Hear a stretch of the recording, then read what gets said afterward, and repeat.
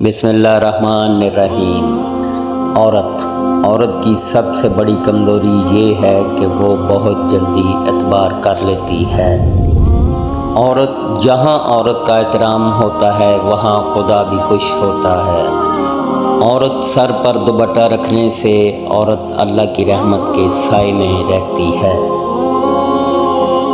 جب عورت اپنے شوہر کے بغیر کہے ان کے پیر دباتی ہے تو اسے 70 تولہ سونا صدقہ کرنے کا ثواب ملتا ہے۔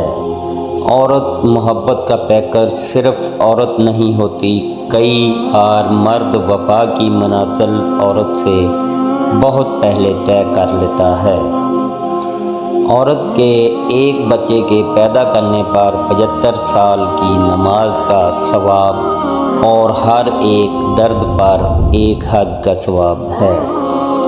جو عورت آٹا گوندتے وقت بسم اللہ پڑھے تو اس کے رزق میں برکت ڈال دی جاتی ہے۔ جو کام پاک دامن عورت نماز روزے کی پابندی کرے اور جو شوہر کی خدمت کرے اس کے لیے جنت کے 8 دروازے کھول دیے جاتے ہیں۔ شوہر اور بیوی ایک دوسرے کو محبت کی نظر سے دیکھیں تو اللہ انہیں محبت کی نظر سے دیکھتا ہے۔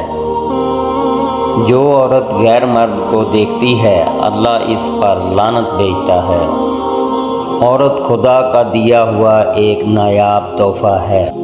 پریگننٹ عورت کی 2 رکعت نماز عام عورت کی 70 رکعت نماز سے بڑھ کر ہے۔